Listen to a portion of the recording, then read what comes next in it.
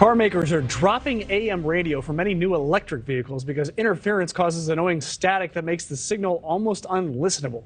Now, Oregon Senator Ed Markey is calling on automakers to leave the dial alone.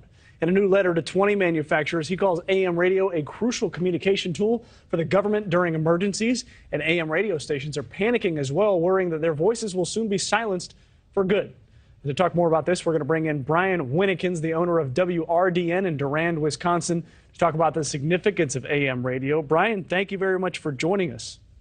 Well, good morning, and thank you for having me. I hate the form of this question, but I'm not sure how else to ask it.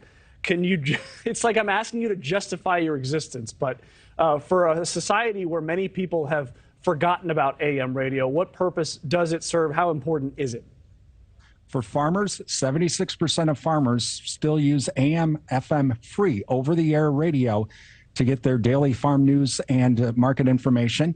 Also, there's the community service of it. We do high school sports. Many AM radio stations do high school sports, local news, community events. Again, like for us, I'm not sure if NewsNation is going to be covering the Durand, Arkansas monthly school board meeting or the Pepin County board meeting or things like that. And you shouldn't. That's our job as local, free, over-the-air AM and FM broadcasters. And so AM is still important. And AM goes a lot farther than an FM signal does. And in one of my friends who owns a station in Kansas, they estimated just for their one AM signal to cover the entire state of Kansas like they do, they would need 12 100,000 watt FM signals. So we're concerned for our consumers, our listeners, that they're going to lose their ability for free over-the-air local radio. And that's why we're still very important along with that emergency information. If the argument, though, is that it's unlistenable because of static and interference from some of the technology in these electric cars, it sounds like the folks that were buying electric cars weren't getting AM radio anyway. So how much do you lose by not being in electric cars if you're kept in future cars? Or are we saying that all cars are eventually going electric and that means no more AM radio? There's a possibility that all cars are going to do that. But remember, AM is going to be the first thing removed, but then they're going to remove FM as well. They will start, and they'll use the same arguments. There's actually people say AM is old technology. AM has kept up with new technology. There's the ability to listen in AM stereo. There is the noise blanking technology that will take that noise out so it will work. The other part of this is if that motor is causing interference to AM, then it's causing interference to AM radios in other vehicles. That's actually against FCC rules. So they would have to fix that vehicle anyway to prevent that interference. And people, if they really want to hear what an AM radio can sound like in stereo, I encourage them to log on to our website at realcountry1430.com. We actually broadcast our AM stereo over-the-air radio for our internet stream. Another station, WION in Ionia, Michigan, they're at i1430.com.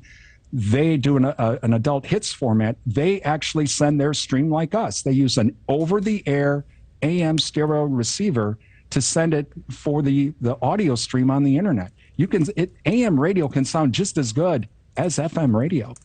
Okay, my final question to you then, if Congress does not step in and tell the automakers, no, you have to include AM for the reasons that you state, what can broadcasters such as yourself do in order to stay on the air and to make this thing viable? Because you are a business, you have to stick around in order to do the thing that you have to do. So what can you do if the automakers just do this and Congress doesn't step in?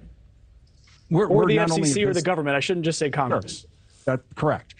We're not just a business, we're a community service. And so we're actually encouraging our listeners to talk to their vehicle manufacturers, go onto the vehicle manufacturers' websites and say, look, if we're paying tens of thousands of dollars for a vehicle that can drive itself, you should be able to put in a decent quality AM, FM receiver for free over-the-air radio so that we can get that so we don't have to have a subscription service to be able to listen to our local radio stations. And we're trying to do it from a standpoint of consumers saying, look, we don't accept this and we want this in our vehicles. And in fact, Edison Research in 2021 found 89% of potential car buyers expect free over-the-air AM/FM receivers in the vehicle.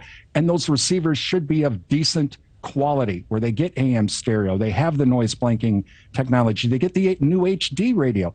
It's not too much to expect the car manufacturers to do this, especially if consumers are paying tens of thousands of dollars for a new vehicle. It certainly does seem like there are some better options than just getting rid of it altogether. And we hope they do figure out some of those better options. That's Brian Winnekins. Brian, thank you for joining us. Thank you for watching. Go to newsnationnow.com to find NewsNation on your television provider. And don't forget to click the red subscribe button below to get more of NewsNation's fact-driven, unbiased coverage.